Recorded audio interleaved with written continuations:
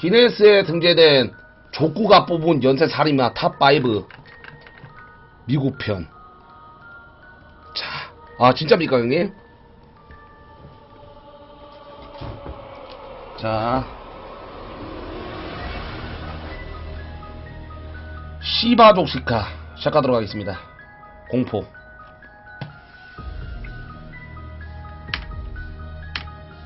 이번에 소개해드릴 미국에서 10명 이상을 살인한 이 5명 연쇄 살인마는 각기 다른 충격적인 스토리가 담겨 있습니다. 50명을 넘게 살인한 사람, 시체를 훼손하는 사람, 인육을 먹는 사람, 심지어 엘리트 출신의 재판받는 동안 인기 스타가 되고 멀쩡하게 살아서 무병장수하는 살인마까지 있습니다. 첫 번째 살인마 게리 리지웨이, 미국 최대 연쇄 살인마. 사건 발생은 1982년 지역 미국 시애틀입니다. 살인 횟수 50명 이상. 자, 그 새끼 면상이고요. 1984년 미국 워싱턴주 시애틀에 위치한 킹 카운티. 한 명의 연쇄살인범이 지역 전체를 공포에 몰아넣었습니다. 그의 이름은 게리 리지웨이. 기린 리버 킬러라는 별명이 붙으며 그린강을 주무대로 50명이 넘는 여성의 목숨을 빼앗아간 미국 역사에서도 찾아볼 수 없는 역대 최대의 살인마입니다. 참으로 족같이 생겼네요. 시발 새끼. 이 새끼는 나 만났어 바로 뒤졌어요. 그는 1949년 2월 18일 미국 유타주 솔트레이크 시티에서 3형제 중 둘째로 태어났습니다. 일단 그의 성장 배경, 정상적이라고 할 수 없는 환경에 놓여 있었습니다. 부모님, 특히 그의 어머니 메리리타가 문제였는데 그녀는 지배적인 성향의 여성으로 집안 전체를 휘어잡고 있었죠.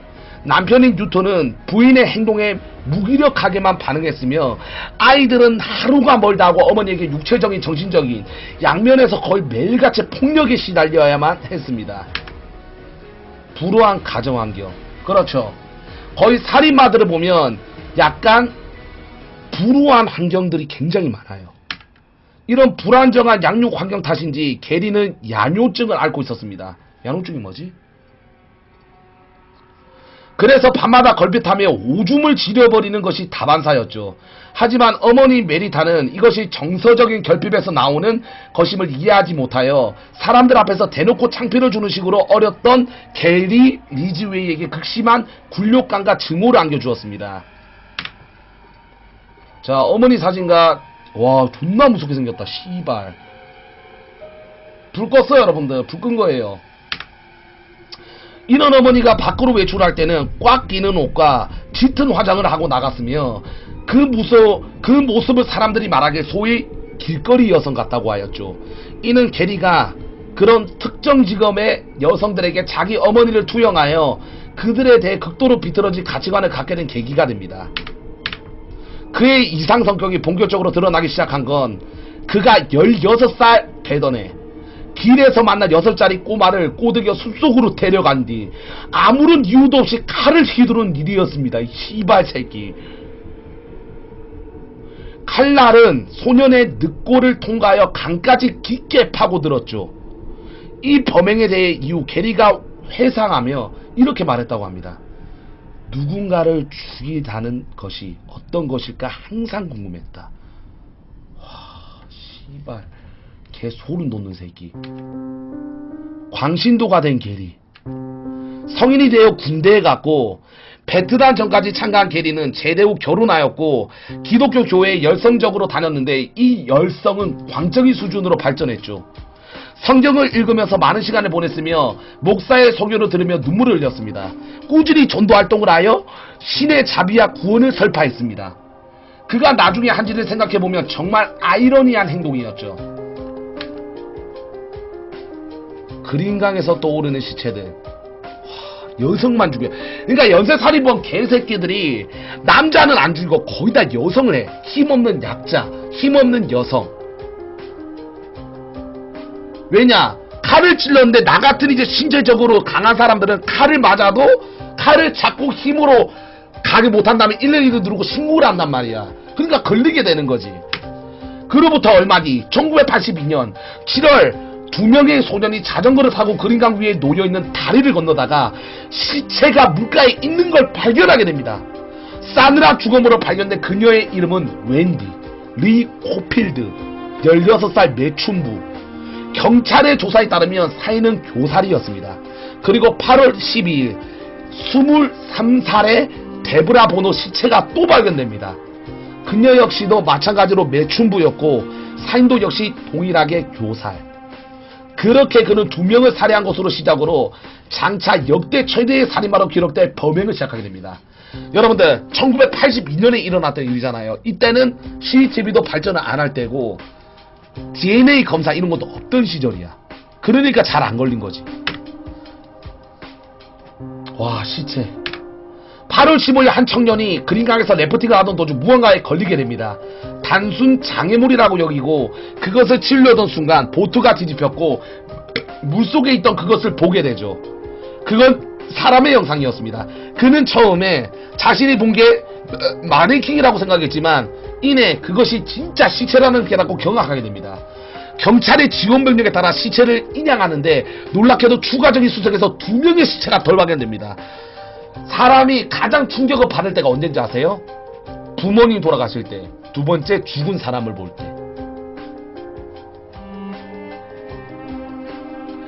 트라우마가 계속 쌓이는 거야. 죽은 사람들. 우왕좌왕하는 경찰. 이렇게 불과 한 달 동안 그린가에서 5명의 여성들이 연달아 사체로 발견되었고 사인도 동일하게 교살인 점을 볼 때 한 명의 동일범의 성으로 걸론짓고 FBI 협력을 얻어 특별수사본부에 발족하게 됩니다.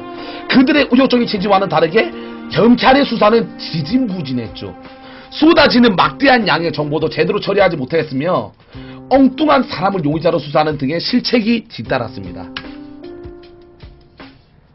처음으로 잡을 수 있었던 첫 번째 기회. 저도 범죄 심리학을 많이 공부하지만 첫 번째 놓치게 되면 잡을 확률이 거의 없어요. 왜냐? 첫 번째 놓치면 그 사람은 이제 방어적으로 들어가거든요. 모자 푹 눌러 쓰고 걸릴까봐 마스크 쓰고 그 다음에 살인했던 지역이 아니라 다른 지역으로 도망가게 되죠. 그렇기 때문에 첫 번째 기회 잡는 게 가장 중요합니다. 경찰에서는.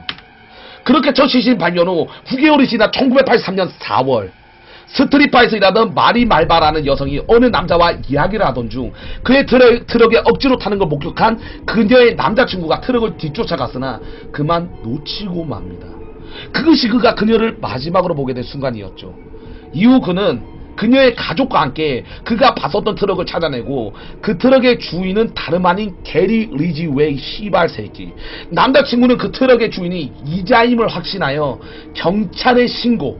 이후 경찰이 도착하여 게리에게 말이 맑아 만나 사실이 있냐고 물어봤지만 게리는 당연히 모르겠다. 만난 적도 없다고 하면서 부인했습니다. 자, 이게 그 트럭이네요. 보시면 경찰은 그것에 만족하고 더 이상 조사하지 않고 떠나게 됩니다. 이후 공식적인 희생자만 해도 11명이 추정되는 숫자만 해도 20명이 넘기면서 갖은 비난을 받게 되었지만 수소는 진전이 없이 흘러만 갔습니다. 그렇게 19년이 지났습니다. 하지만 이렇게 영원히 미제로 끝날지도 모를 이 사건은 기술의 진보와 한 명의 진념 있는 수사관 통해 극적인 결과를 맞이하게 됩니다. 그 수사관의 이름은 데이비드 조지, 데이비드 레이처트. 포기하지 않는 한 수사관. 여러분들, 잘 끊어서 미안한데 예전에 이런 사건 한국 경찰관도 있었어요. 20년 동안 조사를 하다가 잡은 거야. 그게 진짜 유명한 사건인데 여러분들 그때 내가 한번 그 알 그거 공포 미스테리 하면서 그때 보여줬죠. 전인권씨. 왜 이런지 아세요? 요즘 경찰 이런 사람은 돈 받고 뒷돈 받고 많은 경찰들은 많잖아 솔직히. 하지만 진짜 나쁜 새끼들을 찾겠다. 그런 경찰들도 굉장히 많아. 바로 이 수사관입니다. 현장을 조사하는 데이비 레이처드, 그가 발견했던 마샤 체프먼. 자, 계속 가도록 하겠습니다. 레이처드 열성적인 법 집행관으로 살고 있었습니다. 그러던 1982년 그의 인생에 있어 운명적인 전환점이 될 계기를 만나게 됩니다. 바로 그린강 킬러, 피살자 중 한 명인 마샤 체프먼과 대면한 날이었죠. 두 아이와 어머니였던 여성이 처참한 모습으로 쓰레기처럼 구겨져 처참하게 버려진 모습은 그에게 강한 충격을 선사한과 동시에 범인에 대한 적개심과 그를 잡기 위한 힘의 원동력이 되었습니다. 포기하지 않은 한 수사관. 처음 사건이 발생한 지 9년이 지나고 50명 전후의 희생자들이 발생하고 1,500만 달러, 80년대 우리 돈 150억을 쓰고 나서도 수사본부는 여전히 그린리버 킬러를 체포하지 못하자 언론의 비난을 견디지 못한 경찰에서는 수사전담팀을 해체되는 것에 이릅니다. 그 와중에 레이처드 상부 지시로 그린강 연쇄살인범 수사에서 손을 떼어야만 했습니다. 그렇지만 레이처드는 상부의 지시를 순수히 받아들여 끝내려 하지 않았습니다. 수사 권한이 없었음에도 그는 계속해서 개인적으로 살인자를 추적하였죠. 와, 인내 끝에 과학 수사 기술의 발전이 그에게 유리한 작용이 되었습니다. 바로 DNA 분석 기술. 이를 통해 미처 확인되지 못한 희생자의 신원을 밝혀냈으며 다시 수사 권한을 획득한 그는 DNA와 법의학 전문가들의 멤버로 구성된 새로운 수사본부를 결성, 본격적인 재수사에 들어가게 됩니다. 과거 살인사건 조사에서 얻은 모든 증거들이 재조사되었고 1982년에서 1983년 사이 살해된 3명의 희생자에게서 채취된 정액 샘플의 조사, 그리고 과거 주요 용의자로부터 채취한 채모 같은 샘플들과 증거 보관실에 섞여두었던 그 증거모들은 DNA 유전자 감식을 거치게 되었죠. 2001년 9월 10일 레이처드는 실험실로부터 검사 결과를 통보받게 됩니다. 이 소식은 지금까지의 모든 사람들의 자신의 노력에 보답받는 결과였습니다. 희생자들에게서 채취된 샘플이 용의자 중 한 명과 동일함이 발견된 것, 그리고 그 동일한 유전자를 가진 게리 리언 리지웨이였습니다. 100개 감사합니다. 19년 만에 검거 완료. 와, 2001년 11월 30일 게리 리언 리지웨이는 직장에서 퇴근하고 돌아가던 중 경찰에 체포하게 됩니다. 18년 만의 일이었습니다. 미국은 여러분들 공소시효가 없어요. 막말로 한국이었다? 공소시효 끝나고 내가 죽였다, 내 가족이 있다 그러면서 다녔겠지. 미국은 공소시효가 없어. 못 잡어. 잡어. 100년이 지나고 50년이 지나건 잡어. 하지만 한국은 20년만 뻑이면 그냥 뻑이면 돼. 지하벙커에서 뻑이면 20년 뒤에 나와가지고 내가 이짓 안 하면 돼. 그래서 법이 잘못됐어. 2002년 11월 30일 게리 리언 레이지웨이는 직장에서 퇴근하고 돌아가던 중 경찰에 체포하게 됩니다. 18년 만의 일이었습니다. 자신들의 이웃이 연쇄살인범이었다는 것에 대해 인근 주민들은 경악을 했으며 평소에 착실하고 성실한 사람 같았다고 믿을 수 없다는 반응이었습니다. 항상 연쇄살인범, 살인마 이 개새끼들의 어떻게 보면 이 개새끼들 주위 인근 주민들의 말 들어보면 와, 저분이 진짜로 항상 웃는 얼굴, 항상 착했는데 항상 이런 말이 있어요. 그러니까 사이코패스 얘들아. 내면이랑 외면이랑 다른 거지. 내면은 살인하고 싶어. 외면에서는 주위 사람들한테는 안녕하세요 이지랄하고, 밤만 되면 숲을 어슬렁어슬렁거리면서 진짜 막 강간하고 살인하고 그런 새끼들이 존나 많어. 조심해야 돼요 여러분들. 19년 만에 검거 완료. 체포 이후 용된 각종 혐의에 대해 그는 완강하게 부인했으며 리지웨이의 변호팀은 살인에 대해 공개적으로 부인하며 변호했지만 상황이 불리하다고 판단, 최소한 사형을 피하기 위해서는 당국에 협력해야 한다고 리지웨이를 설득, 그는 이를 받아들이게 되죠. 이후 변호팀은 플리바겐, 사전 형량 조정 제도를 제안하게 됩니다. 검찰 측과 사형 판결을 피하는 조건으로 모든 사실을 완전하게 자백할 것, 대신 당국의 희생자들의 유해를 찾는 작업을 돕겠다는 내용이었습니다. 야, 얘들아, 진짜 이유 있는 살인에 대해서는 막 진짜 폭력을 당하고 그런 살인에 대해서는 뭐 무기징역은 솔직히 좀 아니겠지만, 아무 이유 없는 그런 살인을 진짜 즐기려고 하는 새끼들은, 씹새끼들은 그냥 바로 사형 내려야 돼요. 인권이 없어. 시체 발굴 중인 모습. 와. 합의 사항에 따라 리즈웨이는 사체를 유기했던 지역 중 이전의 시체들이 발견되지 않았던 곳으로 관계자들을 안내했습니다.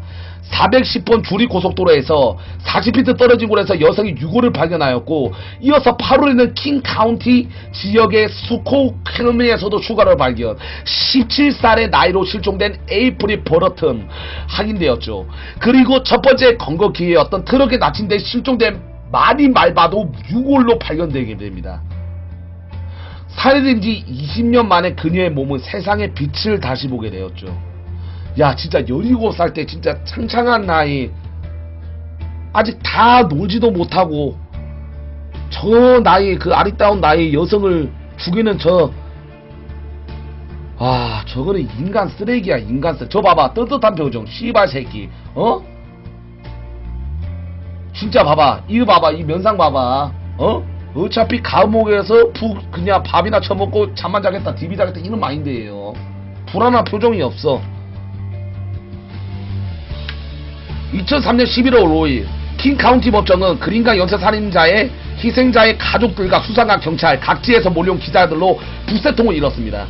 지켜보는 수많은 사람들 눈과 기자들의 플래시가 터지고 있는 가운데 상급 판사 리처드 존슨은 희생자들의 이름을 한 명씩 거명하여 리즈웨이의 48건에 이르는 살인에 대한 유죄 여부를 물었으며, 이에 리즈웨이는 담담히 모든 혐의에 대해 유죄를 인정한다고 말하였고, 이로써 그는 공식적으로 미국 역사상 가장 많은 살인을 저지른 자가 됩니다.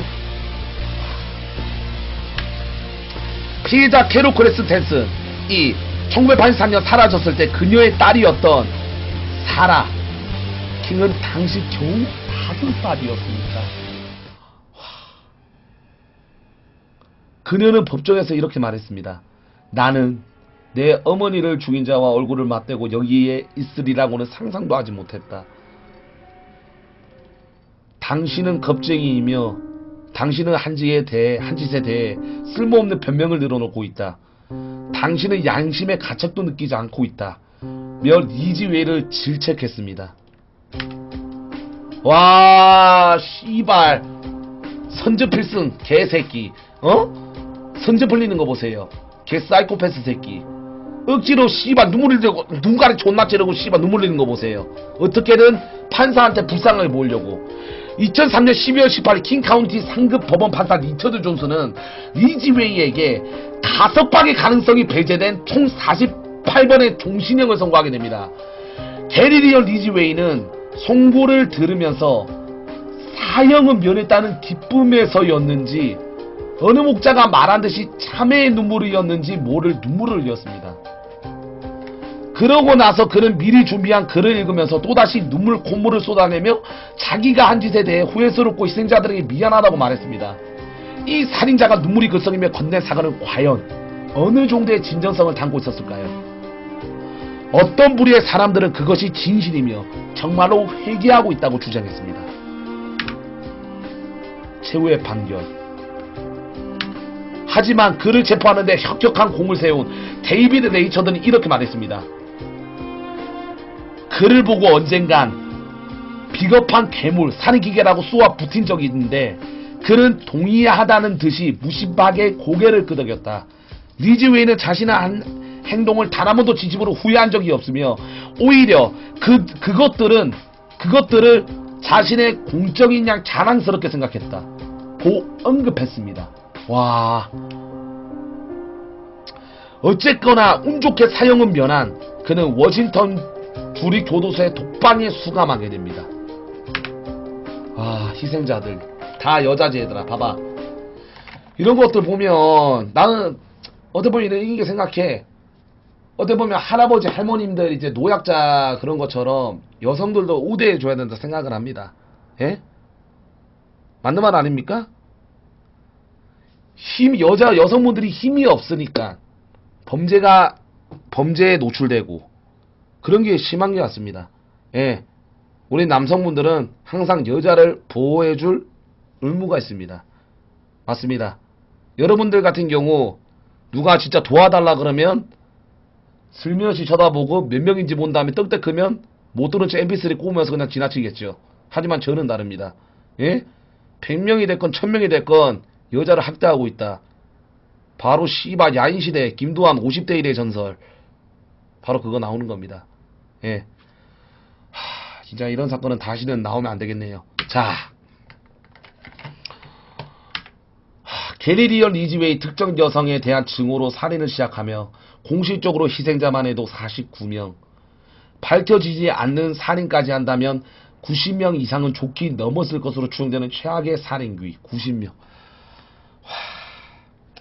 그는 자신의 살인을 증언하여 살아남았고 여전히 생존해 있습니다. 게리 리지웨이는 공식적으로 미국 범죄 역사상 다른 어떤 연쇄살인자들보다 많은 사람들을 죽인 인간으로 기록되어 있습니다. 자, 두 번째. 자, 리지웨이. 세계에서 가장 살인을 많이 저지른 개새끼였고요. 그 다음에 볼 사람은 데드 번디. 엘리트 인기남 연쇄살인마. 사건 발생 1974년. 지역 미국 워싱턴주. 살인 횟수 35명 이상. 우리 한국에서 여러분들 연쇄살인마 중에 가장 많이 죽인 새끼가 몇 명이죠?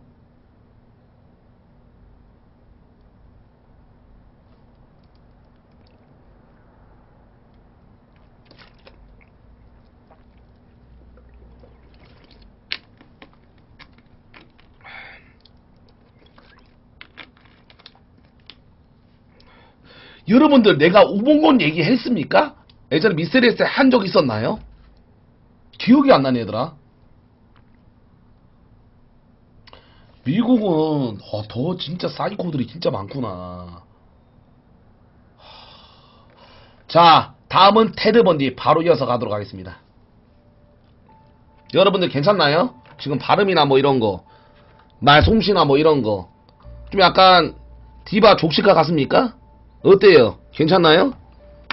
발음이 족같다고요? 알아서 들어 비응신아. 돈 내고 보는 거 아니면 돈을 줘. 발음 고쳐줄게. 자, 갑니다. 테드 번디. 미혼모의 아들. 봐봐 얘들아. 진짜 연쇄사. 꼴까다 형님 인정계 100개 감사드립니다 형님. 발음 좀 고칠게. 잘생겼어. 심지어 개새끼. 테드 번디 본명은 시어도어 로버트 번디입니다. 그는 1946년 보몬트 주에서 태어납니다. 그의 어머니는 22세 테드 번디를 낳은 것입니다. 심지어 미혼모였습니다. 테드 번디의 어머니는 어린 나이에 테드를 키울 자신도 없었으며 주위에서 받는 눈초리가 두려워 결국 테드를 자신의 부모님께 맡깁니다. 물론 테드의 당시 너무 어려 이 사실을 알지 못했고 자신의 친어머니가 누나인 줄 알았습니다. 테드 번디는 어릴 때부터 명백한 정서불안 증세를 나타냈고 겨우 3세 때 잠든 이모의 침대에 이불 밑에 칼을 밀어 넣었습니다.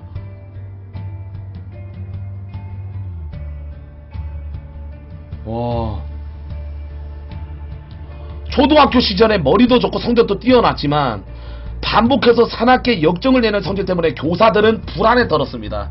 고등학교 시기 번디는 자신에 대해서 깨닫게 되는데 그건 자신에게는 사람의 기본적인 특징, 대표적으로 양심, 타인을 욕망 충족을 위한 대상 이상으로 보는 능력 등이 없다는 것이었습니다. 한마디로 사이코패스죠. 와, 존나 존잘이야 이 씨발 새끼. 고등학교 시기 번디는 자신에 대해서 깨닫게 되는데 그건 자신에게는 사람의 기본적인 특징, 대표적으로 양심, 타인을 욕망 충족을 위한 대상으로 이상으로 보는 능력 등이 없었다는 것입니다. 그는 남들의 유심히 강찬했는데 이 과정을 통해 그는 부근 너무 시끄럽죠. 정상인들의 행동을 흉내내는 법을 배우는 데 성공했습니다. 그 때문에 그가 살인죄로 잡히기 전까지 가장 친한 친구조차도 그의 어두운 기질을 보지 못했다고 합니다.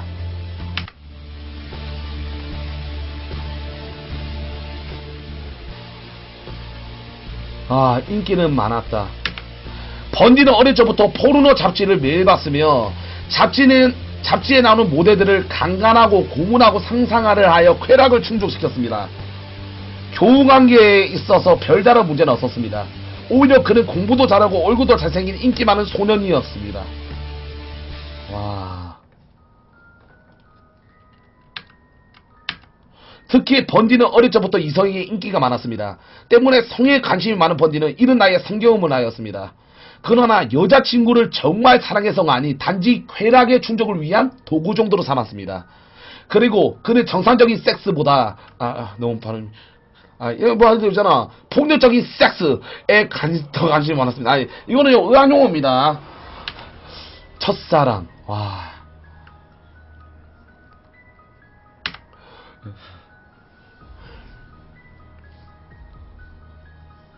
1965년 번디는 고등학교로 우수한 성적으로 졸업하고 학위를 따기 위해 피제 사운드 대학을 진학한 후 2학기 만에 시애틀의 워시더 대학에 편입하게 됩니다. 거기서 번디의 인생에서 단 한 번의 사랑, 정말 사랑했던 여자 스테파니를 만납니다.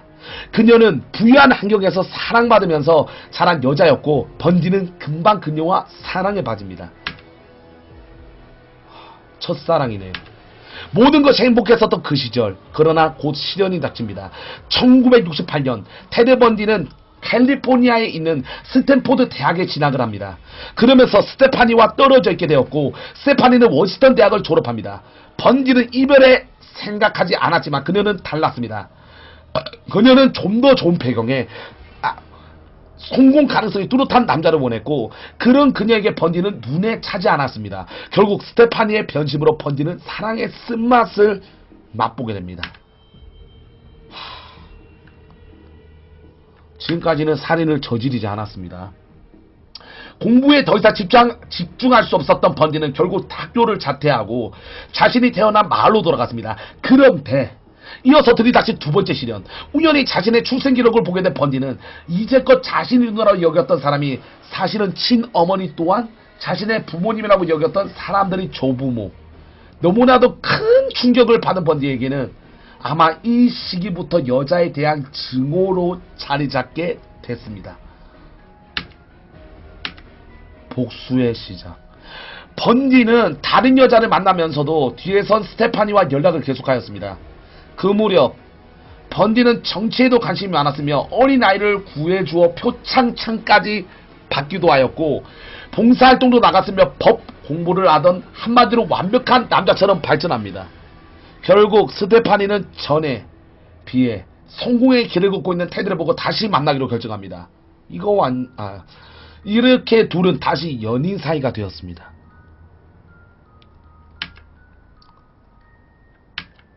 그러나 문제는 제일 행복해야 할 이 시기부터 발생합니다. 여성만을 노린 테드의 범죄 행각. 테드는 여성들을 납치하거나 억지로 끌고 가지 않았습니다. 그는 자신의 잘생긴 외모, 학벌, 그리고 언변으로 수많은 여성들을 유혹하였습니다. 또한 모성애를 자극하여 자신을 도와주게 만든 다음 범죄를 저지르기도 하였습니다. 그는 스테파니를 닮은 외모의 여성들을 주로 범죄 대상으로 삼았는데 아마도 스테파니에게 이별을 당했을 때 받은 상처가 증오로 변한 것 같습니다. 처음부터 번디가 여성들을 강간하고 살해한 것은 아닙니다. 그는 처음에 여성들을 훔쳐보는 것부터 시작했습니다. 그러다 점점 솟구치는 욕구불만, 제어하지 못하고 결국 일을 저지르고 맙니다.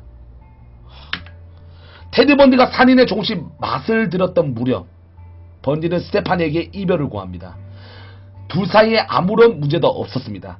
오히려 둘은 결혼에 대해 이야기를 하던 시기였고 아마도 테디는 자신이 받았던 상처를 그대로 돌려주고자 했던 것 같았습니다.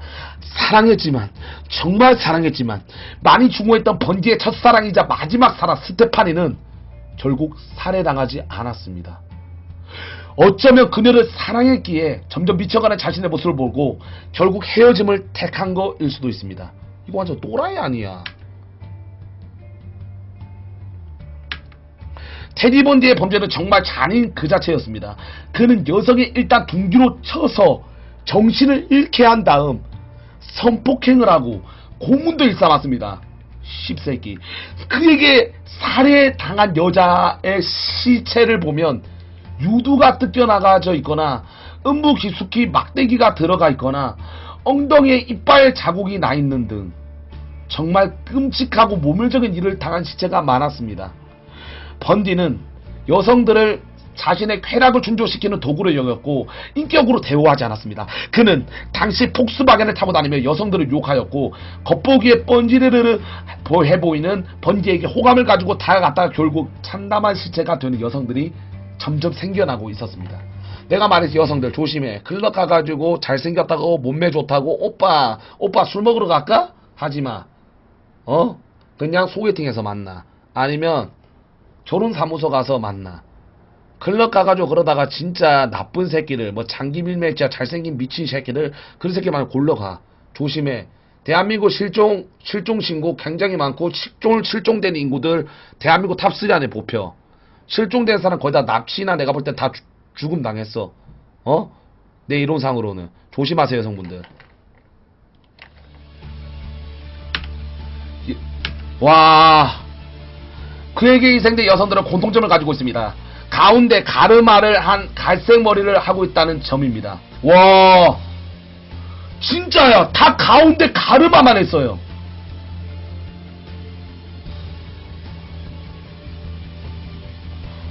테드 번디의 살인은 점점 더 심해지고 주기는 점점 짧아져만 갔습니다. 1974년 그는 한 번에 2여성을 살해합니다. 한 번에 2여성. 번디는 한 명 앞에서 다른 여성을 강간한 후 살해해야 하는 모습을 보여주기도 하였습니다.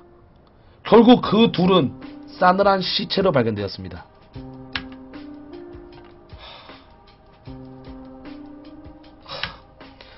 자신의 사는 워싱턴주를 시작으로 여러 주를 돌아다니며 살인을 저지르던 그는 결국 유타주에서 잡히게 됩니다.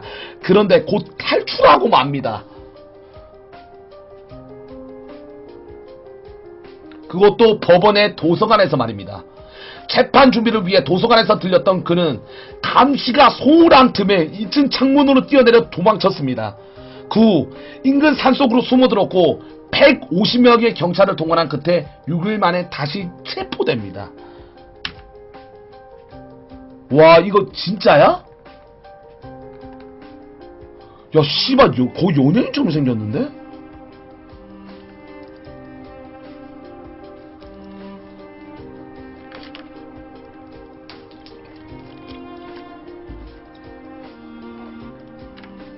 그런데 또 탈출합니다!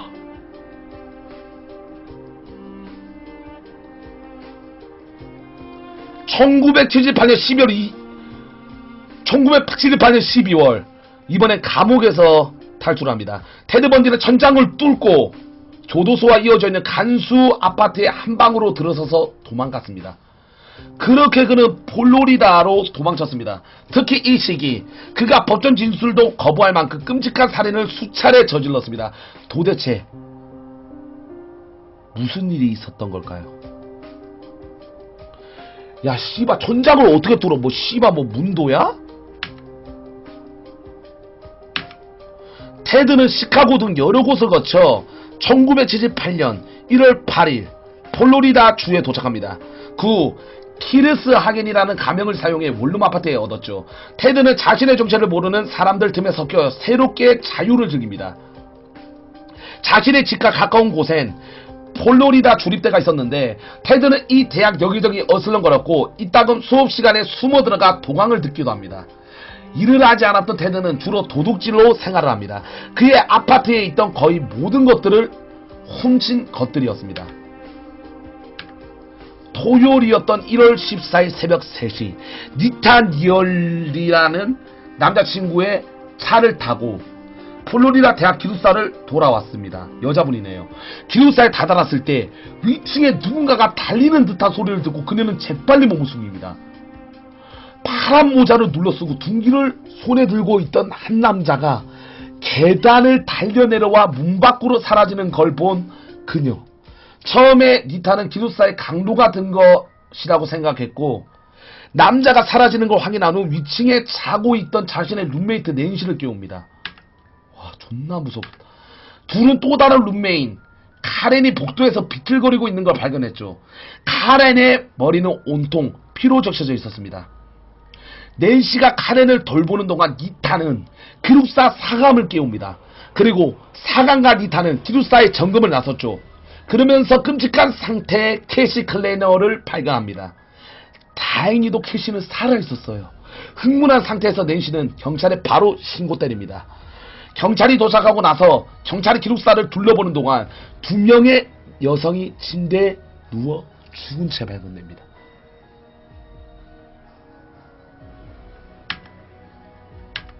두 명의 여성은 리사 레비와 마가렛 뷰만이었는데 우선 리 씨는 몽둥이에 맞고 강간을 당하고 목이 졸렸습니다.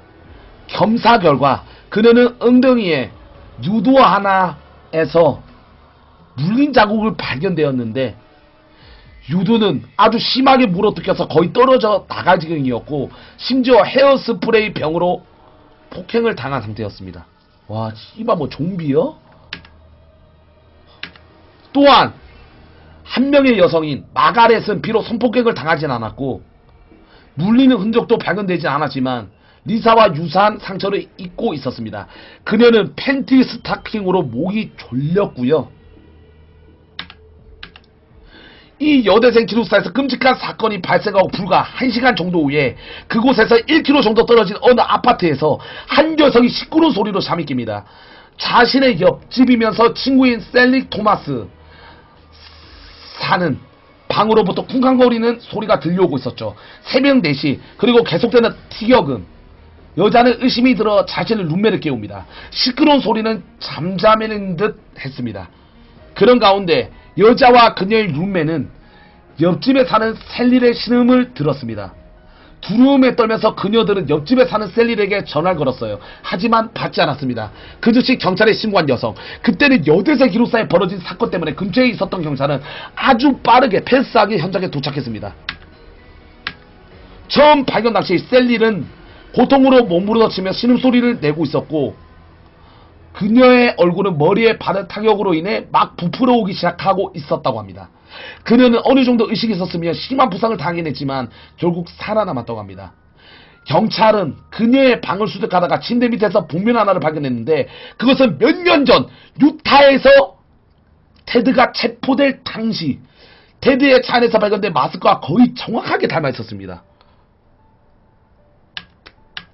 수사관들은 현장에 남겨진 증거를 토대로 열심히 조사했습니다. 하지만 용의자를 추려내지 못했습니다. 왜냐하면 테드 번디는 폴로리다 경찰들에게 제대로 알려져 있지 않은 상태였습니다. 북서쪽의 워싱턴주 유타자를 거쳐 완전 정반대에 위치한 동남쪽의 폴로라디 주까지 갔기 때문입니다. 와, 이래도 안 잡혀요. 이건 뭐 씨발 투명인간도 아니고 이래도 안 잡혀요. 테드의 범행은 어린 소년들한테까지 뻗치고 있었습니다. 테드가 살해한 마지막 희생자는 12살의 킴벌린이었고 강간의 흔적과 목이 졸리는 시신은 돼지우리에서 발견되었습니다. 그리고 킴벌리가 살해되기 며칠 전에는 하얀색 벤에 타서 어느 14살 소녀에게 접근했었습니다. 소녀는 자신의 친오빠가 자기를 데리러 오기로 했기에 기다리고 있었고 낯선 남자는 자신의 소망서에서 나왔다고 얘기했지만 복장은 소만대원 복장이 아니었죠. 이 소녀는 낯선 남자를 수상해왔고 불안해했습니다. 때마침 소녀의 친오빠가 그 장소에 도착했고 이 오빠는 여동생의 얘기를 듣고서 수사관이었던 아버지에게 전달하려고 남자의 뒤를 쫓아가 그의 자동차 번호판에 적어둔 것입니다. 남매는 아버지가 조사한 결과 그 자동차 번호판은 도난당한 것임을 밝혀집니다. 자동차 또한 마찬가지였죠. 그리고 사진 확인 작업에서는 남매는 자신들이 본 남자로 테드를 지목합니다. 이 사건을 계기로 비상이 걸리게 되고 수사가 점점 자세하게 진행되면서 조금씩 목격자들이 나오기 시작됩니다. 폭스바겐을 몰고 다니며 자신을 테드라고 밝힌 남자, 다리에 깁스를 한 잘생긴 남자, 매력적인 남자. 경찰은 곧 폭스바겐을 탄 남자가 있다는 제보를 받고 그곳으로 출동합니다. 그 무렵 테드는 흰색 밴을 버리고 또 다른 자동차 복스바겐의 비트를 훔친 것이었습니다. 2월 15일 10시 플로리다 주 지역을 순찰하는 데이비드 리 경찰관은 오렌지색의 복스바겐을 비트를 발견합니다. 리 역시 그 지역에 잘 알던 사람이었고 그 자동차는 처음 보는 것 같았기에 번호판을 체크하며 뒤쫓았습니다. 확인한 결과 도난된 차였고요. 몇 년 전 유타주 주에서 체포당했을 때처럼 테드는 달아났습니다. 하지만 경찰관의 끈질긴 추적과 몸싸움 끝에 결국 체포되고 말았습니다. 와, 드디어 수감되어 법정에 선 테드 번디. 머리가 좋았고 언변소리 너무 뛰어났습니다. 때문에 그곳에 있는 교도관들도 배심원들은 항상 번디의 화술에 놀랄 정도였습니다. 심지어 범죄를 징송하는 팬클럽까지 생겨나서 미친 씨벌 새끼를. 이거는 어떤 대가리를 가지고 그렇게 팬클럽이 생겨납니까? 예? 사형이 집행되기 전에 유명 TV 프로그램에서도 출연한 적이 있을 정도였습니다. 번디는 자신이 법을 공부하였기에 변호사는 필요 없다며 자기 스스로 자신이 변호했고 그는 그 누구보다 당당했습니다. 그는 당당하고 여유로웠으며 심지어 그를 동정하는 사람들까지 생겨났습니다. 때문에 그의 사형 집행은 계속 뒤로 미뤄졌으며 그러는 동안 번디는 감옥에 있는 동안 자신의 팬과 결혼도 합니다. 번디는 자신이 이중적인 고통을 있다고 호소하였고 살인을 저지를 때는 테드 번디가 아닌 톰이라는 남자였다고 주장합니다. 일부 사람들은 그의 화려한 화술에 말려 그의 주장을 믿기도 하였습니다. 하지만 상황은 테드에게 매우 불리하게 돌아갔습니다. 우선 앞서 얘기한 여대생 기숙사 살인사건의 유일한 목격자인 니타 니얼리의 증언이 있었죠. 살인사건들이 발생하던 날 밤 계단에 쏜살같이 내려와 밖으로 도망쳤던 남자로 테드를 지목합니다. 와, 이빨 그렇지. 유두를 막 물고 그랬잖아. 그리고 무엇보다도 절대적으로 테드의 범행임을 부인할 수 없게 만든 건 치의학자 증언이었습니다. 증언대에선 치의학자는 리사 레비의 사체에 발견된 치아에 물린 상처에 대해 설명하면서 뭐가?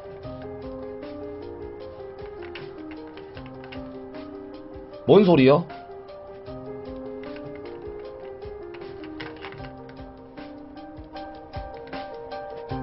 됐죠?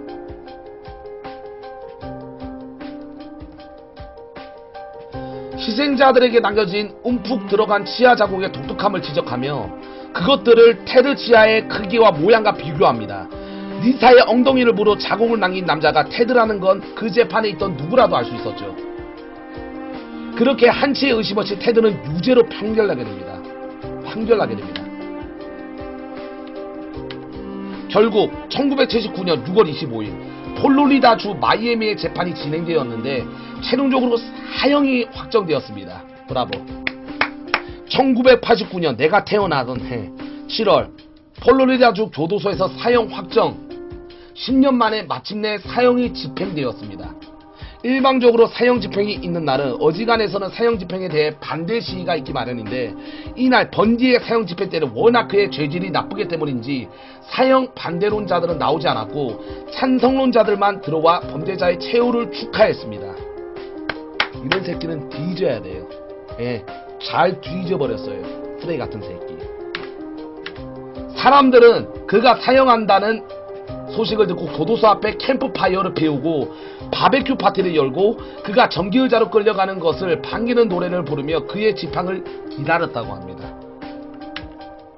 결국 사형. 이거 죽은 거야?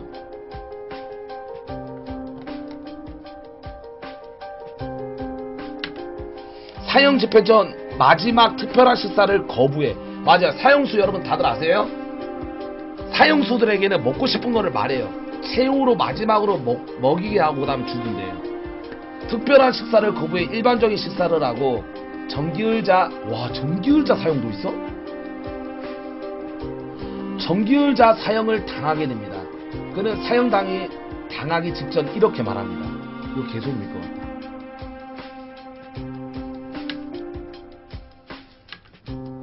난 짐승이 아니야. 난 미치지 않았고 다중교도 아니지. 우리들은 너희들의 아들이고 남편이야. 우리는 어디에나 있어. 내일은 더 많은 아이들이 죽어 있을 거다.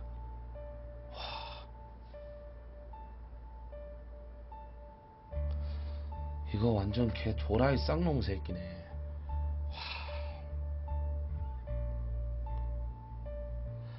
자, 너무 근데 여러분들 근데 야 스웨가 너무 그것만 했다. 옛날에 살인 저지른 사람들만 했다 진짜. 맞지? 1954년 에드워드 게인. 얘는 진짜 유명해요. 얘는 진짜 유명합니다. 유튜브에도 많이 올라와 있고 심지어 저도 알아요. 얘를 보면 화가 날 것 같아요. 진짜 내가 이 새끼를 진짜 1대1 맞다. 얘는 칼을 들고 있어도 돼요. 그래도 나 지금 뛰어갑니다. 내가 죽더라도 이 새끼 무조건 손 하나는 자른다는 생각으로. 자, 지역 미국 위스콘신주. 미친 부모의 자식 교육. 에드워드 게인. 그는 1906년 8월에 태어났습니다. 부모는 오거스타와 조지. 폭력을 쓰고 알코올 중독자인 남편 조지를 대신하여 아내 오거스타는 생계를 도맡아 책임졌으며 식료품 사업을 통한 이득으로 많은 액수의 자금을 축적. 이후 플레인필드에 24만 평 농장을 사서 이사하게 됩니다. 24만 평. 24만 평. 오고스타는 극도로 뒤틀린 시선으로 세상을 바라보는 여성이었습니다. 그녀는 자신을 제외한 모든 여성은 타락한 창녀이며 어떠한 경우에도 일체의 접촉을 해서는 안 된다고 교육해왔습니다. 성관계도 신의 가르침에 위배되는 더러운 짓이라며 여기게끔 가르쳐왔죠. 이는 에디겐의 여성관인 병적으로 심하게 뒤틀어져 모든 여성을 극도로 두려워하게 되는 계기를 제공했습니다.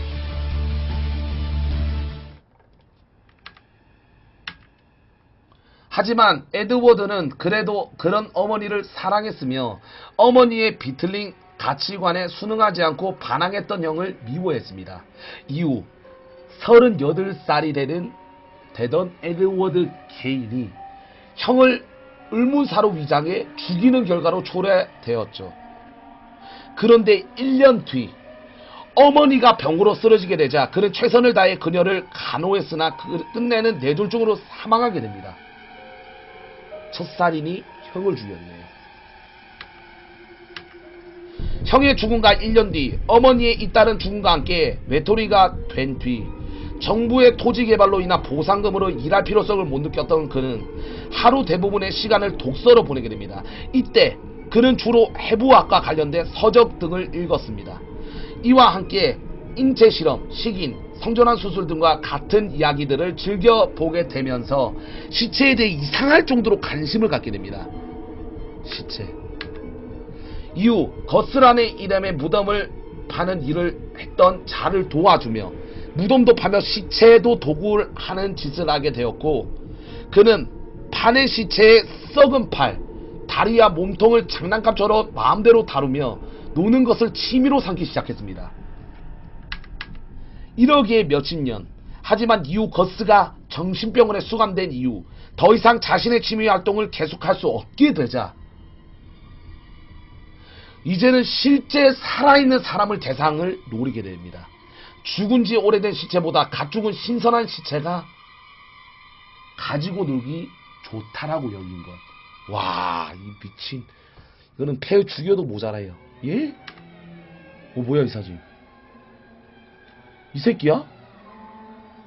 마지막 기생자는 철문점을 운영하던 58세 미망인 버니스 워든. 아니네요. 죄송합니다. 평소 개인이 가게에 자주 들락거렸기 때문에 전혀 의심하지 않았던 그녀지만 끝내는 개인의 라이플에 총으로. 왜냐? 이 새끼가 부자잖아 얘들아. 미국은 총을 합법적으로 소유할 수 있잖아요. 라이플에 너무나 잔혹하게 살해되고 맙니다. 그녀를 죽인 이후 사체를 농장으로 옮긴 개인은 다시 돌아와서 금전 등록기에 훔쳐오죠. 이윽고 사슴 사냥에서 늦게 돌아온 워드는 아들이 어머니의 철문점에 들렸고 어머니의 모습이 보이지 않다는 것과 금전 등록기가 사라진 사실, 바닥에 선혈이 있는 것을 보고 보안관에게 알리게 됩니다.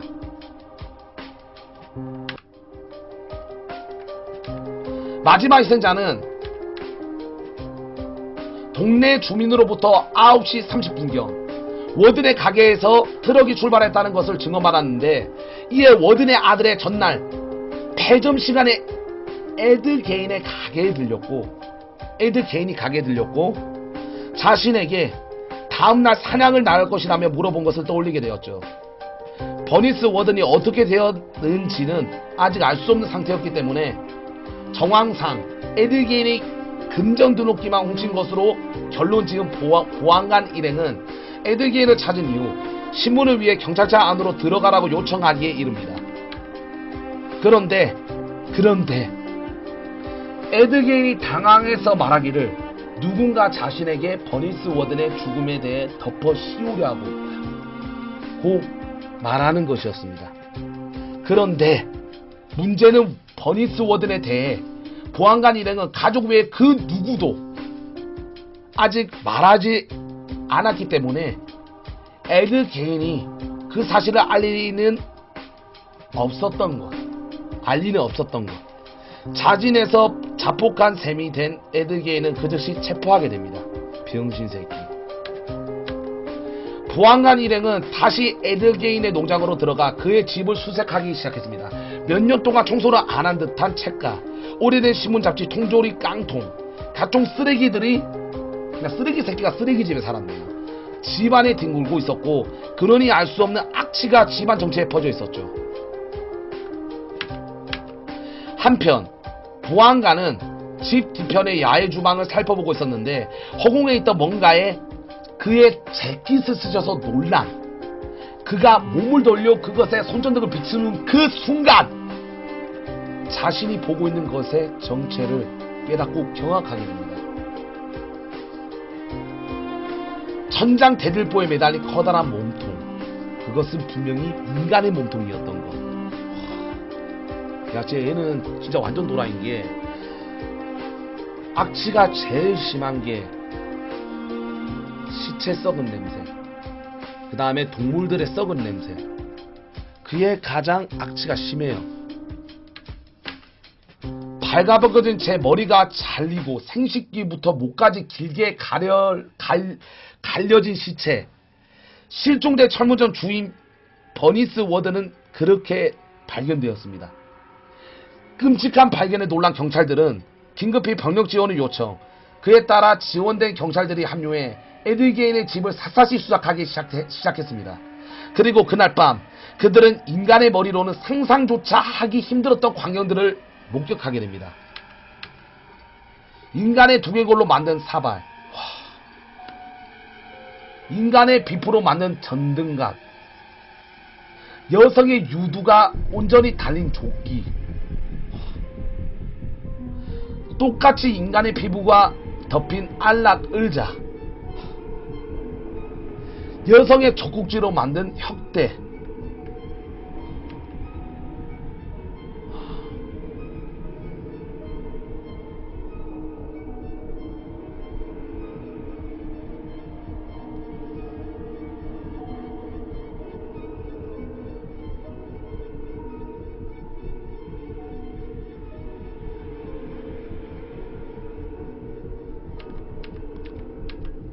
구두상자에 들었던 여성의 외음부와 그 외 여성의 얼굴 가지고 9개가 벽에 걸려져 있었으며 인간의 내장과 심장까지 발견되기에 이르렀죠. 토할 것 같다 지금. 소름 끼치는 잡동사니들을 모두 조사한 새벽 4시 30분경 잘린지 얼마 안 된 버니스 워든의 머리를 찾아냈습니다. 와. 에드게는 그 머리통 장식용으로 벽에 걸려고 했던 것입니다. 경찰은 농장과 그 주변 지역에 대해 철저한 수색을 시작했습니다. 어쩌면 그가 과거의 실종 사건에 관련되었을지도 모른다고 생각했습니다.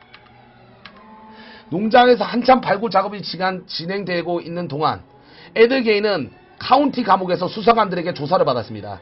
처음에 게인은 아무도 죽이지 않았다고 버텼지만 버니스 워든과 메리 호건의 죽인 것을 인정하게 되었습니다. 와, 이 새끼 쪼개는 거 봐. 이 새끼 막 희발 새끼야, 막 개새끼야. 이건 내 앞에 있었으면 죽었어.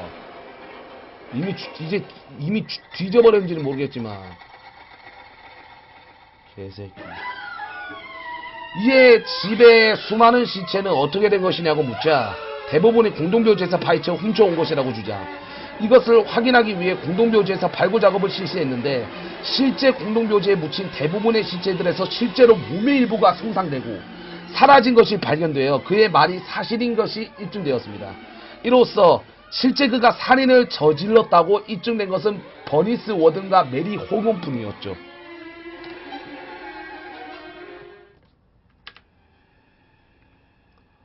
와, 아니 왜 잘생긴 새끼들이 지랄이야. 맞지 얘들아?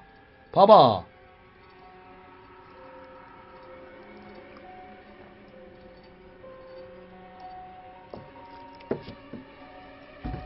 이후 재판 과정에서 에드 게인이 제정신일까 의문을 제기, 변호사에 의해 정신 이상을 이유로 무죄로 내세울 것이 제한됩니다. 와, 근데 그 변호사가 정신 이상자야. 게인은 1년의 심리 테스트에서 정서적 장애로 판정을 받고 심리학자들과 정신병 학자들은 그를 정신불면증 환자로 진단하게 되었습니다. 정신병 환자로서 평가를 받은 이후 그는 더 이상 1급 살인으로서 재판을 받을 수 없었습니다. 그는 결국 무죄로 개씨발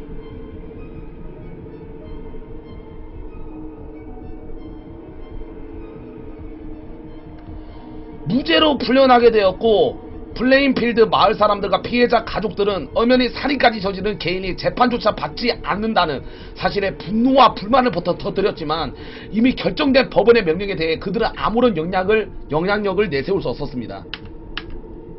게인은 센트럴 주립 정신병원에 수용하게 됩니다. 그는 당연히 치러야 할 형벌에 벗어나 병원에서 여생을 보내게 되며 삼시세끼 개새끼 밥을 꾸준히 챙겨 먹고 다른 환자들과 잘 지내며 아주 모범적인 환자로서 편안하게 행복하게 78세 나이에 암으로 사망할 때까지 병원에서 지내게 됩니다. 뭔가 너무 불합리하다고 생각될 정도로 결말이네요.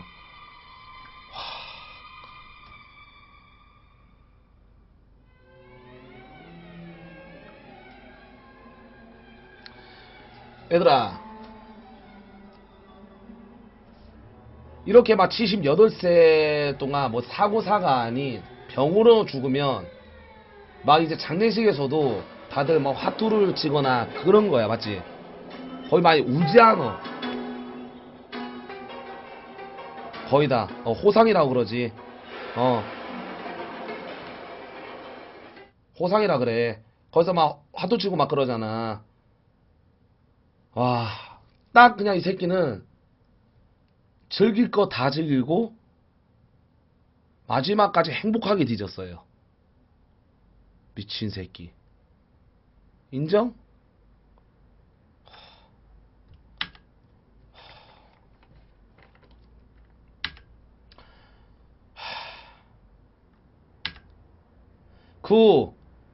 그의 아주 보기 드문 기괴한 행위가 인기를 얻은 탓인지 게인은 영화, 음악 등의 각종 대중문화에 적지 않은 영향을 끼치게 됩니다.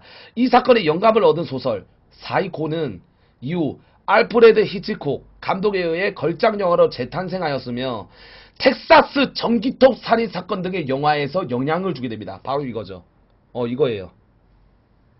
유명하잖아. 텍사스 전기톱 살인 사건 못 본 사람 없죠.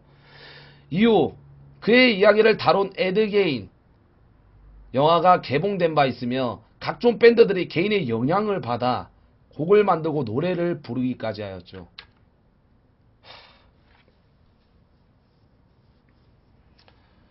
와, 도라이다 도라이 진짜. 이건 도도라이네. 와,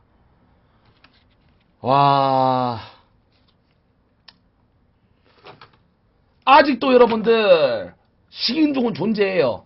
그러니까 뭐 이제 그러니까 막 이제 정글 같은 데가 아니라 뭐 이제 그 부족들 있잖아, 부족들. 진짜 막 이제 막 우리 경찰들도 접근할 수 없는 그런 곳 있잖아. 경계령. 그런 쪽에서는 진짜 식인종도 있어. 사람을 먹는 사람도 있어.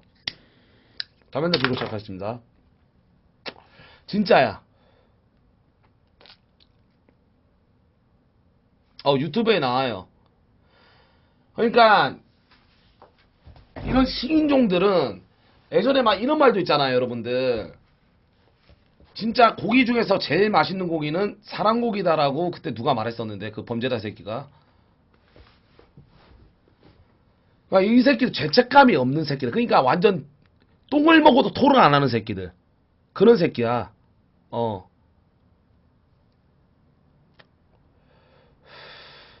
지존파였나요? 예, 아마 그럴 거예요. 테리가 왜 나와? 그러니까 지금 여러분들 지금 시간에도 살인이 지금 우리 대한민국에서만 전 세계적으로 말고 지금 딱 이 시간에도 살인이 일어나고 있어, 얘들아. 소름 돋지?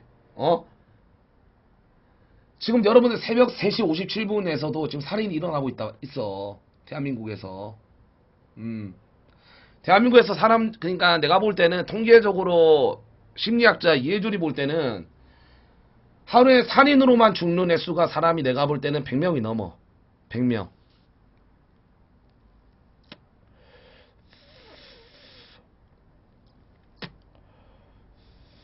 진짜야. 1년마다 실종자가 몇 명이 되는지 아세요? 대한민국에? 1년마다 실종자가 매년 1만 건씩 있습니다. 1만 건. 거기서 반은 내가 볼 때는 죽었거나 납치예요.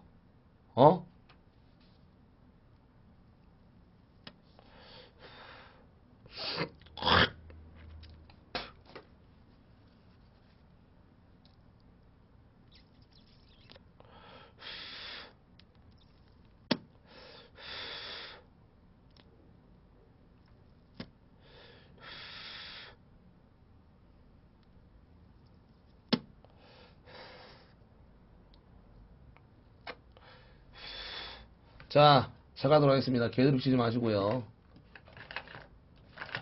자, 제프리 다머, 밀워키주 식인종.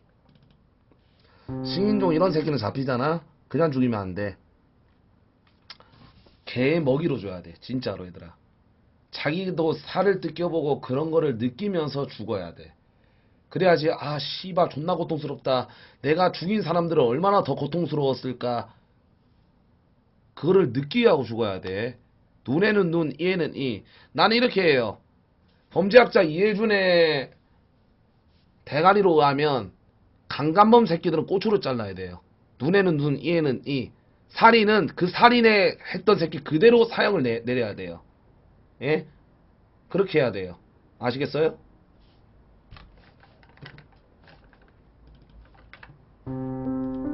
보도록 하겠습니다. 살인 횟수 17명 이상. 결론은 17명을 먹었다는 얘기네요. 이거는 여러분들 얼마 안 됐네요. 맞죠? 아까에 비하면. 지금까지 나왔던 사람에 비하면. 사건 발생이 1978년에서 1991년. 아이고, 꼴까다형님 좋고 수고한다고 100개 감사드립니다. 이모지. 형님 너무 감사드립니다. 우리 꼴까다 형님 고맙습니다. 부모형님 어서오시고요. 사건 현장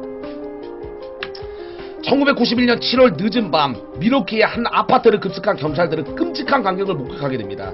냉장고에서는 사람 머리 3개와 토막난 사체의 조각들이 발견되었고 냄비 안에서는 두개골 2개와 커다란 플라스틱 통 안에서 사람 본통 3개가 발견되었습니다. 와,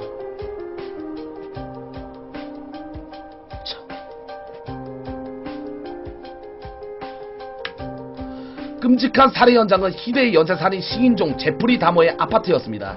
이 아파트가 경찰에게 알려진 것은 한 청년의 목숨을 건 탈출 덕분이었습니다. 딱 그거랑 똑같네. 지존파 맞지, 얘들아? 이 아파트에서 살해된 젊은 남자의 수는 13년 동안, 와, 남자들만 죽였어. 17명이었습니다.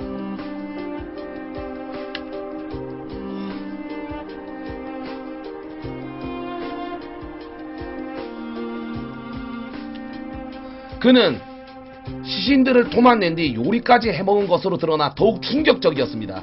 다머의 첫 범행은 오하이오의 부모 집에서 거주할 때 거리에서 만난 여행객을 집으로 끌어들여 목졸라 살해한 것이었습니다. 이 여행객의 실종 사건은 다머가 잡히기 전까지 13년 동안 미제로 남아있었습니다. 첫 희생자는 19살 스티븐 힉스였습니다. 고등학교 무렵 그는 술에 쩔어 있었고 동성애 성향을 보였습니다.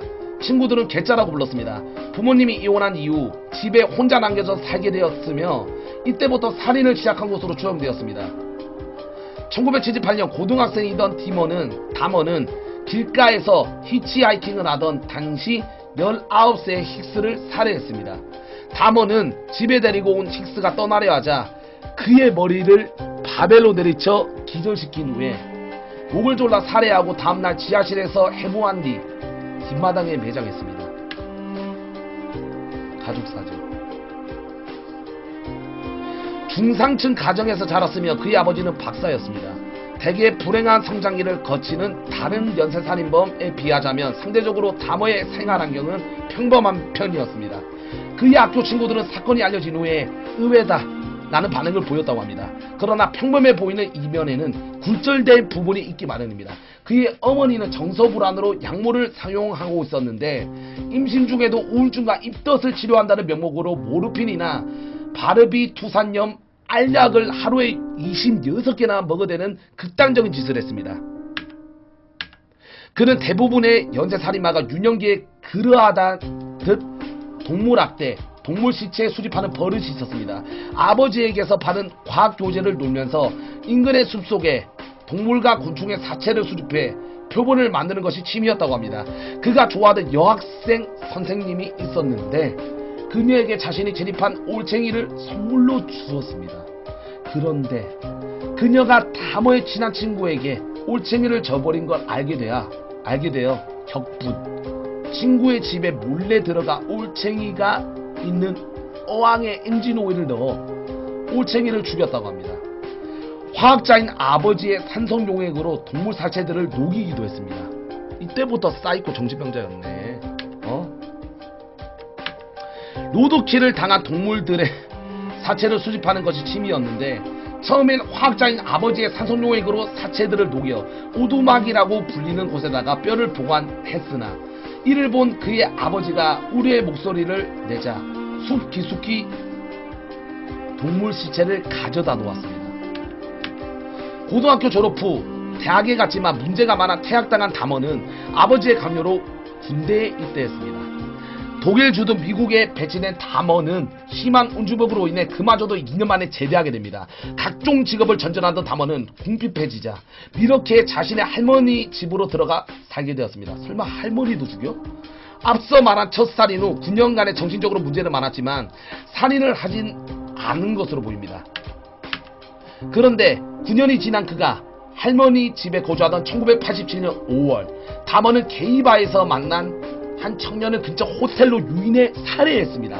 그리고 그의 시신을 여행 가방으로 옮겨 담은 뒤 할머니 집으로 가지고 가 다시 도망내고 지하실에 숨겨놨습니다. 다머의 심한 음주복과 지하실에서 악취 때문에 다머의 할머니는 그를 내쫓았고 1년 뒤 다머는 자신의 아파트를 얻어 독립했습니다. 그럼 시체는 확인 안 했어 할머니가? 그때까지도 할머니는 자신의 집에서 살인이 이루어지고 시체가 썩어가는지 몰랐다고 합니다. 그러니까 할머님들이 코가 좀 이제 점점 이제 발달이 둔해지고 막 기도 잘 안 들고 그러잖아. 1991년 5월 다머는 14살의 소년을 자신의 아파트로 유인했습니다. 수면제를 탄 콜라를 마시고 정신을 잃자 다머는 소년의 옷을 벗기고 게이야? 게이?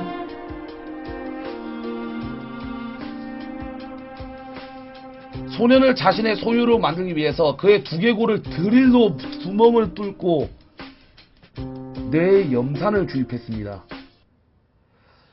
다머는 이후 술을 마시기 위해 외출을 했고 그 사이 다머가 탈출해 근처에 도움을 요청했습니다. 뭐야?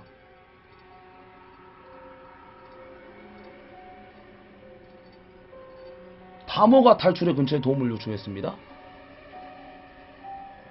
뭔 소리야?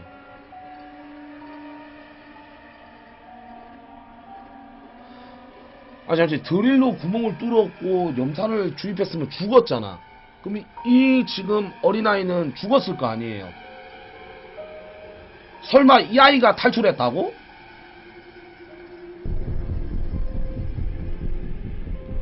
아니 머리를 드릴로 뚫어도 안 죽었다고?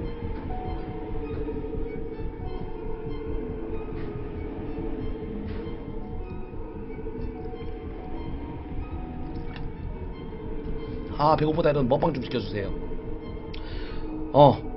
심사선포는 이후 술을 마시기 담원은 이후 술을 마시기 위해 외출을 했고 그 사이 심사선포는 탈출의 근처에 도움을 요청했습니다.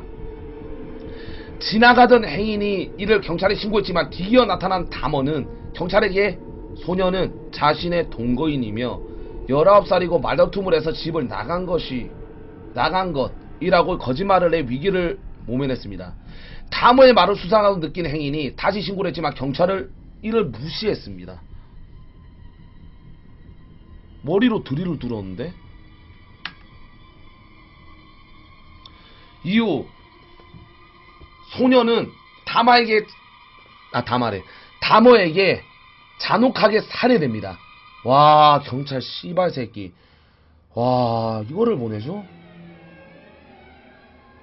와 보복살인. 후에 신문에 난 신사선폰의 실종 광고를 본 당시 경찰과 담어가 얘기하던 상황을 목격한 사람이 경찰에 전화를 걸어 소년에 대해 물어봤지만 그들은 담어가 소년의 애인이며 그들의 성적 취향은 자신들이 알 바 없다 라고 말만 했다고 합니다.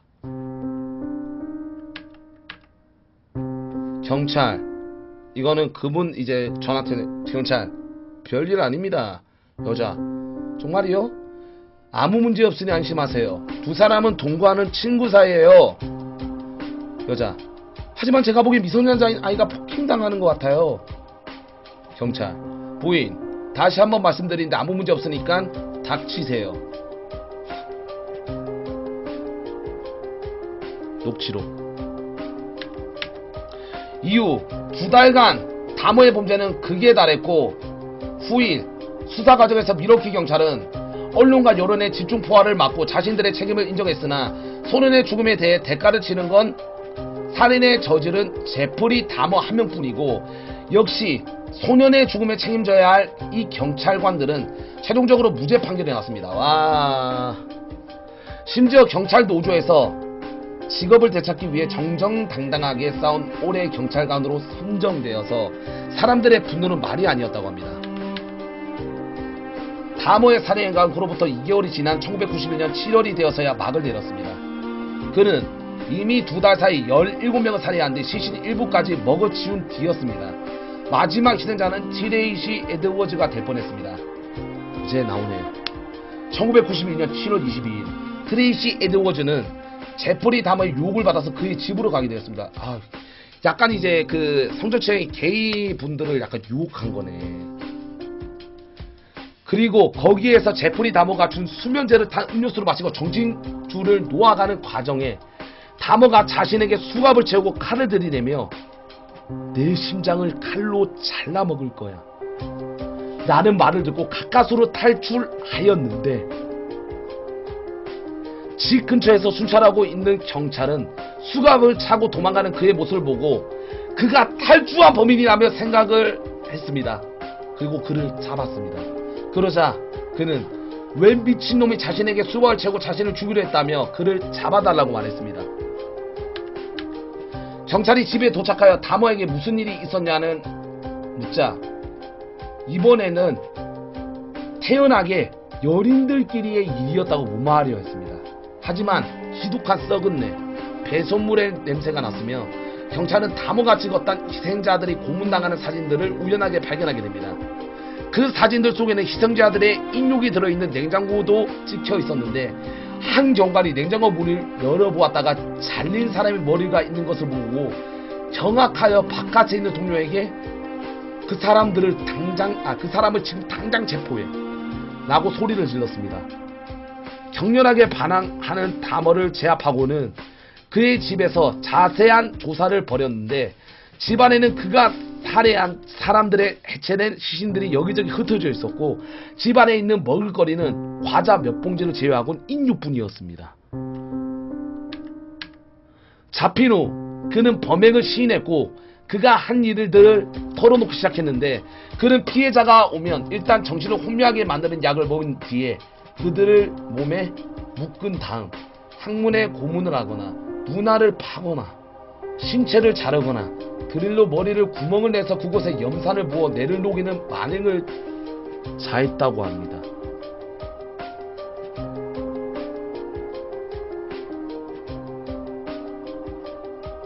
와, 나 상상했어. 와. 물론 이 모습들을 모두 카메라에 찍었고 살들을 잘라서 그것들을 요리해 먹었습니다.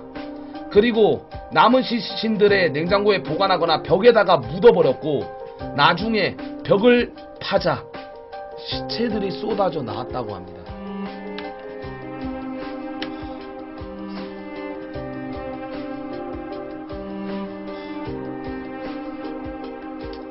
이 말이 맞아. 진짜 어떻게 자라나고 생각이 들면 저런 행동을 하게 속 안 좋아. 범행의 잔혹성으로 인해 다머의 정신 상태가 관심이 모아졌으나 판사가 다머에게 지금 상황을 모두 이해하냐는 질문에 그는 이렇게 대답했다고 합니다. 정신 상태가 생판 멀쩡한 상태에서 그랬다는 겁니다. 남들은 이제 범행 저지르면 술을 먹었어요. 기억이 나지 않아요. 제가 정신질환을 앓고 있습니다. 거의 다 그러잖아. 1992년 2월 다머의 유죄가 인정되어 판사는 15번의 연속 종신형을 선고했습니다. 사형 안 내렸어? 하지만 결국 2년 뒤 교도소에서 살해를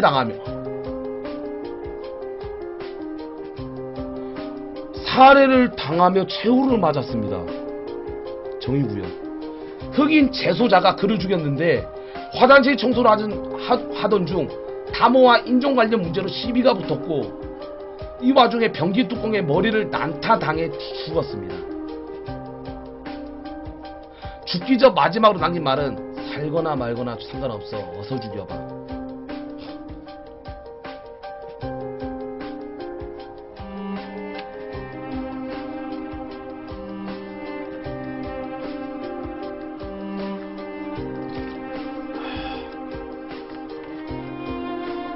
진짜 또라이네 여러분들. 맞죠?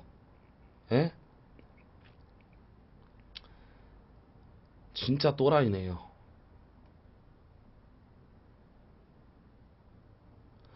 와, 한 번 할 때마다 100개 너무 감사드립니다. 이거는 여러분들 말씀드리자면 아울라스트 모티브입니다. 아울라스트 모티브예요.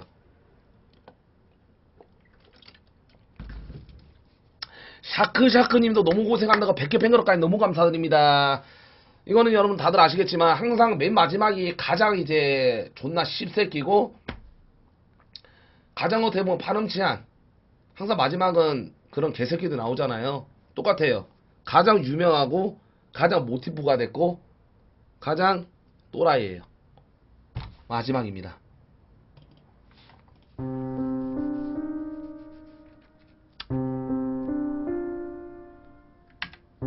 이분입니다. 이분이 아닙니다. 시벌럼입니다. 2011년 77세가 된 찰스 맨슨의 사진이 공개되었습니다.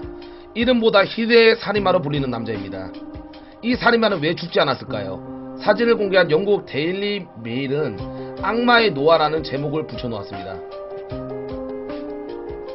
올해로 49년째 감옥에 있는 맨슨의 최근 사진을 발표한 캘리포니아 교도소 대변인에 따르면 맨슨은 뻔뻔하게도 12번째 가석방을 신청하고 석방 청문회를 기다리고 있는 중이라고 합니다.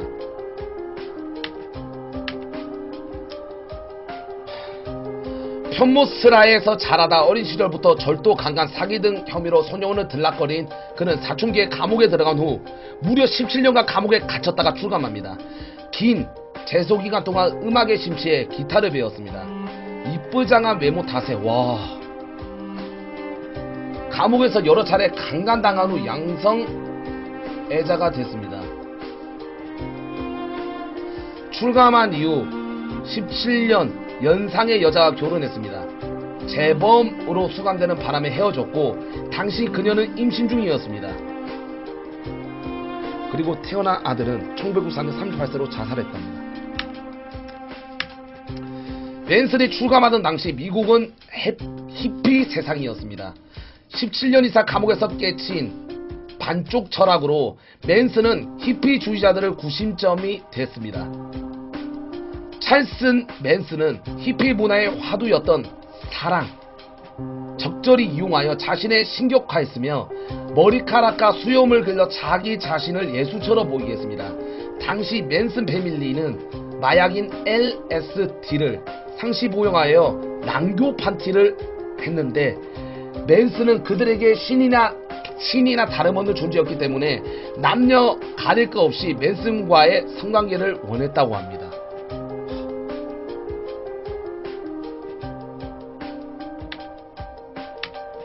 이후 맨슨 패밀리는 거리를 떠돌아다니며 살게 되는데 이때 거처를 제공받는 대가로 맨슨 패밀리 소속의 여자들을 성적 상대로 제공했다고 합니다.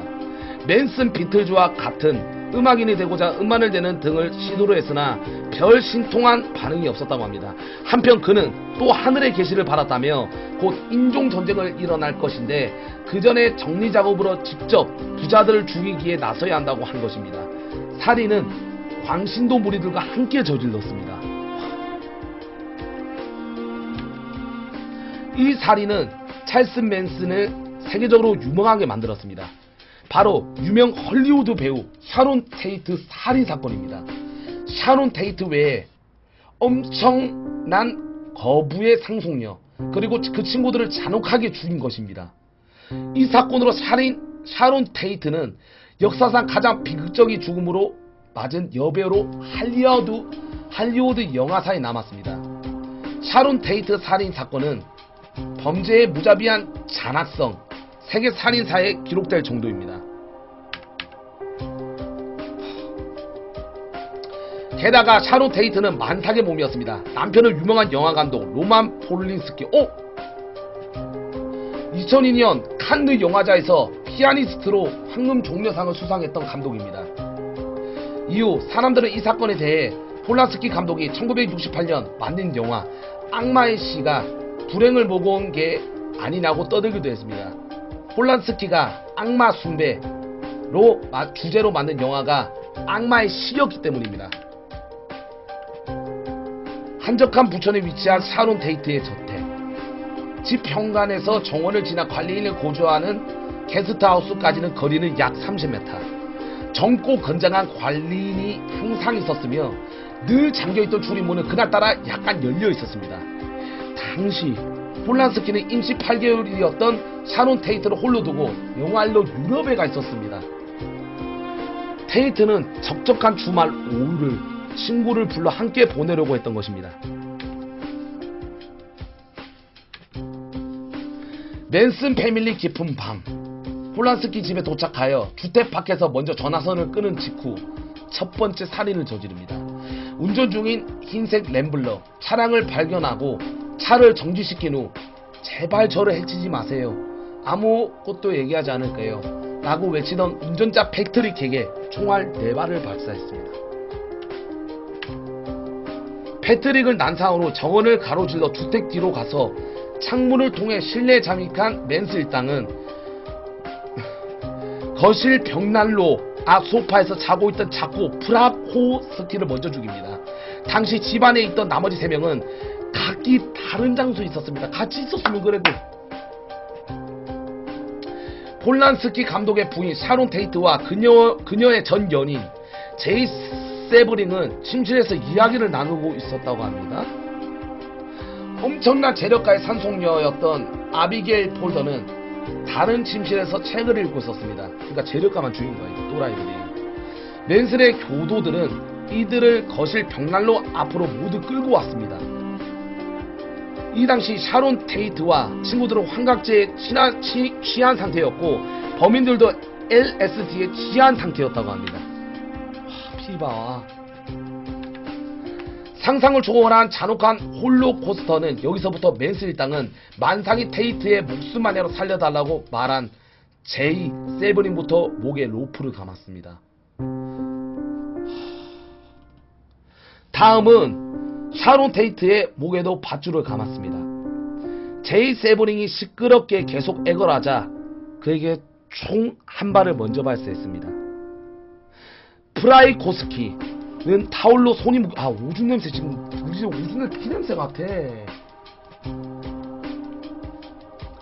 타올로 손이 묶여 있었습니다. 범인 중 누군가가 죽이라고 외쳤습니다. 프라이코스키를 포박했던 범인이 주춤거리는 틈을 타 프라이코스키 현관으로 도망치다가 뒤쫓아간 범인에게 현관에서 3-4차례 칼에 찔린 후 사람 살려 누가 좀 도와줘요 라고 비명을 질렀습니다. 그는 2발의 총격을 받고 머리를 13번 칼에 찔렸으며 온몸을 51차례 난자당한 후 뒤뜰에 버려졌습니다.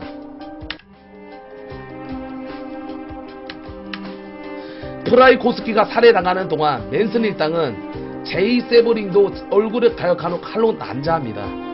제이 세브링이 좋다. 사체 한 방에 촌상간 7개의 자상이 있었습니다.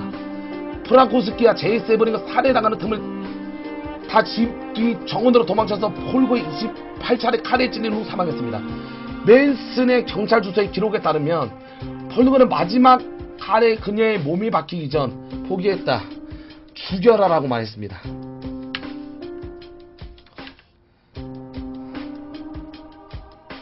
맨 나중에 사망한 샤론 테이트는 친구들이 죽어가는 현장을 봤습니다. 샤론 테이트를 죽인 자는 맨슨 패밀리의 여자 수잔 에스킷. 그녀가 테이트에게 마지막 했던 말은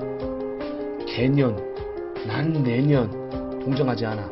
넌 죽어서 더 쓸모있을 테니까 너에게 자비는 없어. 이날 샤론 테이트는 16번의 칼에 찔렸습니다.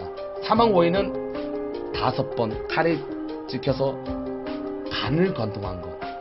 테이트의 이 자상으로 인해 너무 많은 피를 흘려 죽었습니다. 샤론 테이트와 제이 세버링은 죽인 맨슨 패밀리는 두 남녀를 죽인 후 천장에 목매달아 놓았다고 말했습니다. 사건 기록에 나와 있습니다. 더군다나 그녀가 죽자 샤론 테이트의 배를 칼로 찌른 후 창자를 꺼내서 샤론 테이트의 목에 감아 거실에 매달았답니다.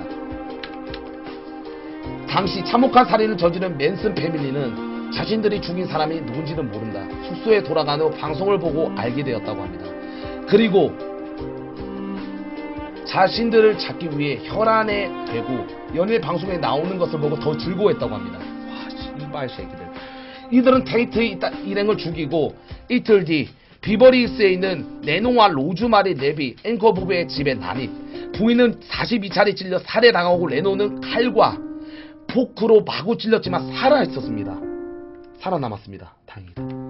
그들은 경찰 조사에 받으면서 샤론 테이트를 살해한 것을 아주 자랑스럽게 떠벌리고 다녔습니다. 개또라이 같은 새끼들. 그것 때문에 로만 폴란스키의 집 습격 사건 용의자로 현장에 체포되었으며 사형이 확정. 변호사를 바꾸고 재판을 미뤄가며 장작 10년을 질질 끄는 재판 끝에 1971년에 일당을 샤론 테이프를 살해한 혐의에 대한 재판을 받았고 전원 사형이 확정되었지만 하필이면 재판이 진행된 캘리포니아 주에서 다음 해인 1972년 사형이 전격 폐지되면서 무기징역으로 형이 감형되어 현재까지 교도소에서 보유 중입니다. 찰스 맨슨은 수감기간 동안 총 12차례 가석방 신청을 했습니다. 더 충격적인 것은 지금도 교도소 안에서 자신의 팬들을 위한 음악 자극에 집필하고 있으며 그의 팬들까지 생겨났고 그들을 석방을 위한 시위를 계속하고 있는 상태입니다. 찰스 맨슨은 수감기간 동안 총 12차례 가석방 신청을 했습니다. 심지어 가석방을 위해 매우 노력해 모분수가 됐습니다. 가석방 신설위원회는 그는 세상에서 나가기에는 너무 위험한 인물이라는 이유로 번번이 가석방 신청을 기각했습니다. 실제 지난 2009년 날카로운 칼을 몰래 소지해 교도관을 위협했던 적도 있습니다. 다음 가석방 심사는 2027년 93년 93세가 되는 해에 열릴 예정입니다. 잘 뒤져 개새끼야. 안 나오면 기자 당신이 어떤 상태 이게 나오네. 이거 안 돼요 여러분들. 저작권 때문에. 보세요. 내가 주소 링크 드릴게요.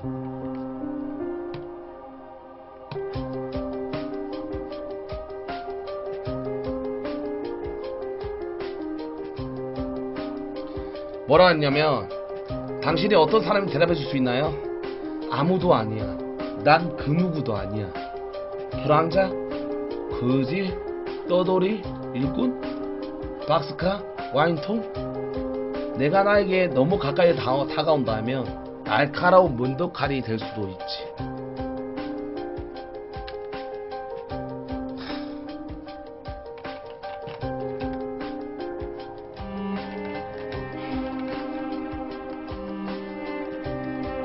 자, 고가나요 100개 감사합니다. 자, 여러분들, 자, 이제 끝났고요. 자, 일단은 항상 여러분들 이런 또라이들 미친강이 사이코패스를 많으니까 항상 방귀 조심하시고, 예, 항상 경각심을 가지고 사시기 바라겠습니다.